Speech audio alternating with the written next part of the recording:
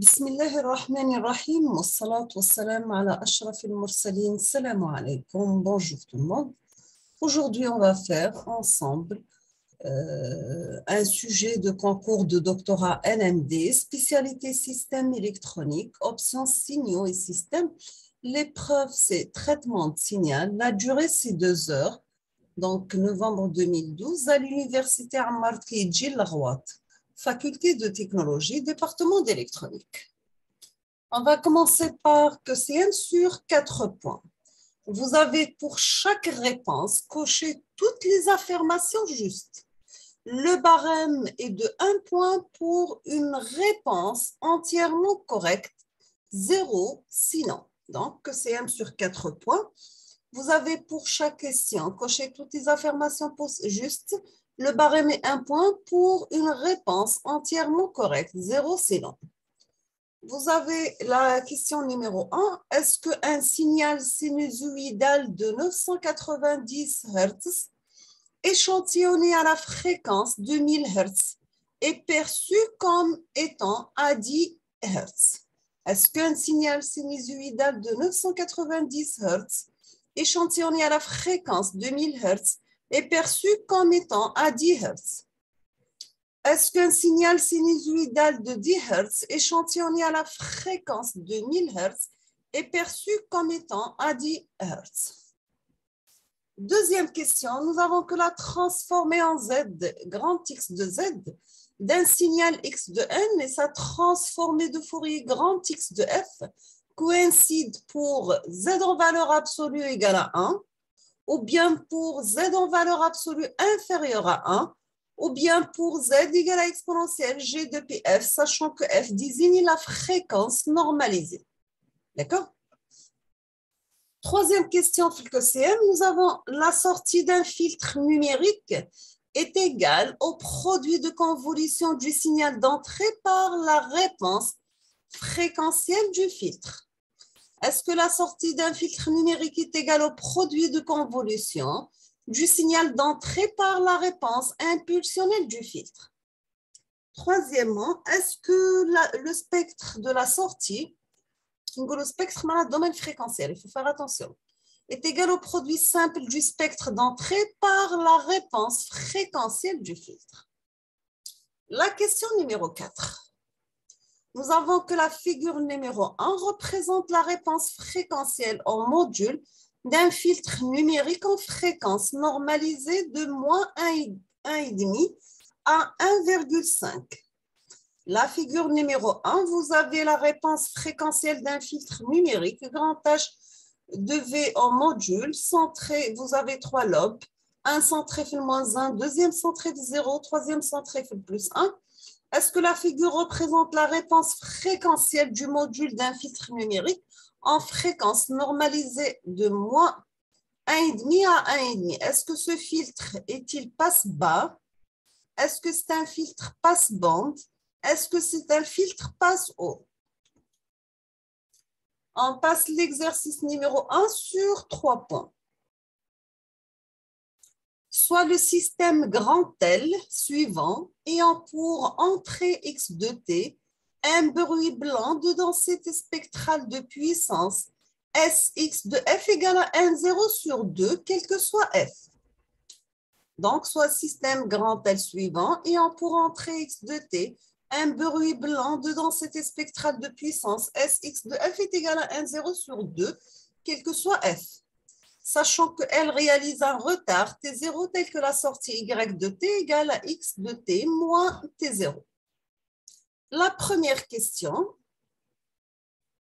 on vous demande quelle est la réponse impulsionnelle du système grand L. Quelle est la réponse impulsionnelle du système grand L? Deuxièmement, déterminer la fonction d'intercorrélation, c'est-à-dire entre deux signaux différents, c'est-à-dire ici entre Y et X. Si vous trouvez autocorrélation, c'est-à-dire entre signal et lui-même.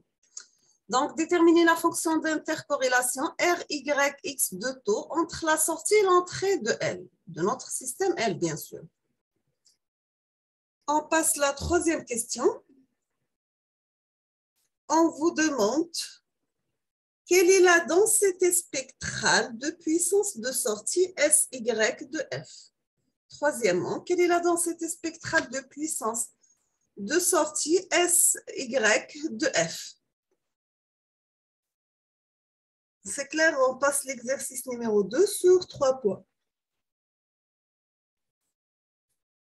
Nous avons un signal Y de t défini par Y de t égale à grand A, X de t multiplié par cosinus oméga 0 t plus phi. Donc, Y de t égale à grand A, X de t cosinus oméga 0 t plus phi. Sachant que X de t, c'est un signal aléatoire stationnaire. X de t, c'est un signal aléatoire stationnaire. La moyenne de X de t est nulle. La moyenne de X de t est nulle. Sa corrélation Rx de taux et sa densité spectrale de puissance, elle est grand S, X de oméga. Nous avons que A et oméga 0 sont des constantes, alors que phi, c'est une variable aléatoire uniformément répartie sur l'intervalle 0 et 2π. Maintenant, on suppose que phi et x de t sont indépendants. On vous demande de calculer la valeur moyenne, la corrélation et le spectre de puissance de y de t. Donc, l'exercice numéro 2, soit un signal y de t défini par y de t égale à x de t cosinus oméga 0 t plus phi. X de t, c'est un signal aléatoire stationnaire. La moyenne de x de t, elle est nulle et sa corrélation Rx de taux et sa densité spectrale de puissance, c'est grand S de x de oméga. A et oméga 0 sont des constantes, alors que phi est uniformément, c'est une variable aléatoire uniformément répartie sur l'intervalle 0 et 2π. On suppose que phi et x de t sont indépendants. On vous demande de calculer la valeur moyenne, la corrélation et le spectre de puissance de y de t. On passe l'exercice numéro 3 sur 6 points. On considère un signal sinusoïdal défini par x de t égale à grand A cosinus 2π f0t. Bien sûr, f0 égale à 500 Hz. A est une amplitude fixe. On échantillonne ce signal à la fréquence grand F de E par l'application d'un penny de Dirac. Dirac TE de t, échantillonnage idéal, on obtient un signal échantillonné xe de t. La première question, on vous demande de donner l'expression de xe de t. Deuxièmement, donner l'expression et la représentation graphique de grand xe de f et la transformée de Fourier de xe de t lorsque grand f, la fréquence d'échantillonnage égale à 3 kHz et la fréquence d'échantillonnage égale à 600 Hz. Troisièmement, on désire restituer le signal d'origine x de t à partir de x échantillonné de t à l'aide d'un filtre passe-bas idéal de bande moins la fréquence d'échantillonnage divisée par 2 jusqu'à plus la fréquence d'échantillonnage divisée par 2.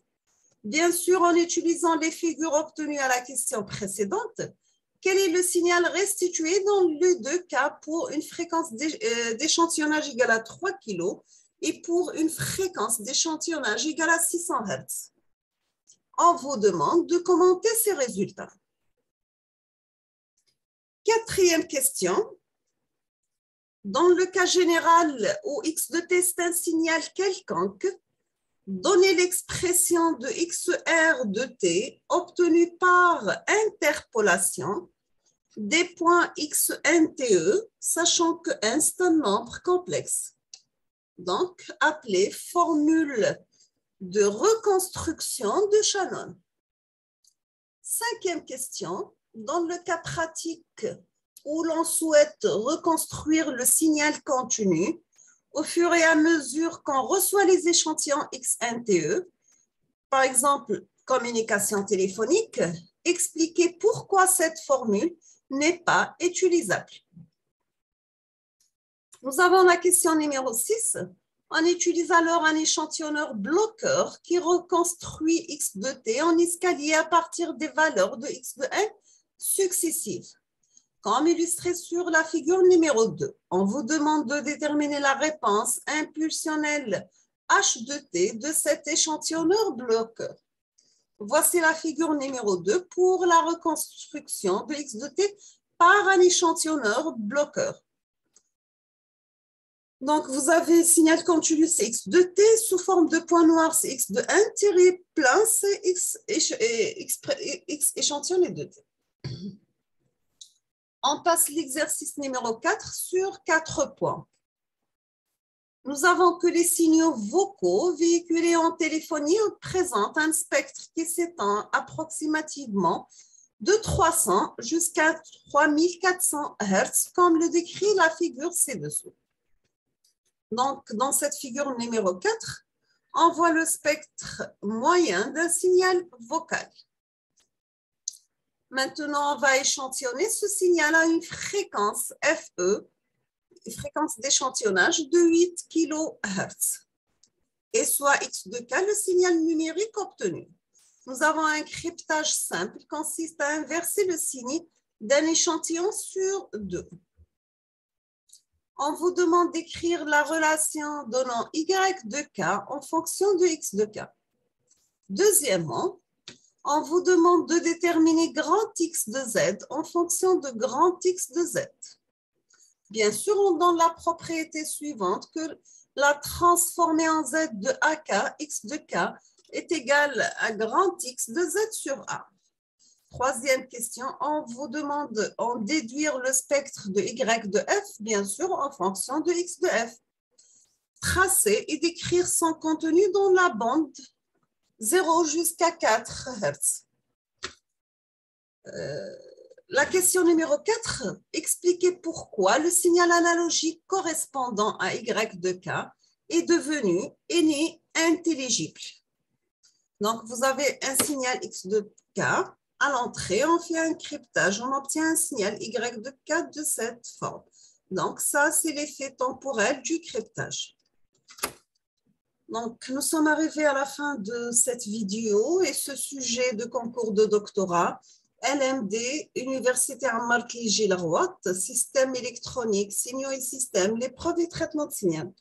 Je vous remercie infiniment pour votre attention. Comme toujours, n'hésitez pas si vous avez des questions.